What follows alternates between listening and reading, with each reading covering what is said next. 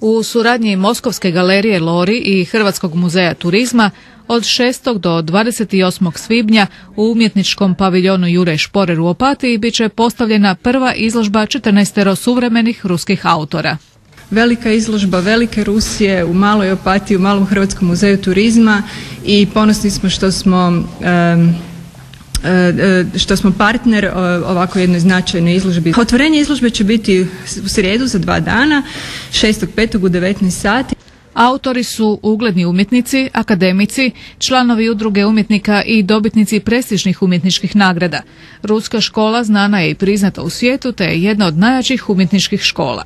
Moći ćete vidjeti jedan raspon tema od melankoličnih pejzaža do psiholoških portreta, isto tako zapravo religioznih i svjetovnih tema i taj jaz između bogatstva i siromaštva koji je prisutan. Moram reći da je ovo jedna najznačajnija ove godine međunarodna izložba, ali ona će se održati zahvaljujući prvo svega vlasniku galerije gospodinu Bulatovu, ali i našim ruskim prijateljima. Osim gospodina Maržića, u ovom gradu ima jako puno novih sugrađana iz Rusije koji žele obogatiti kulturnu ponudu ovog grada.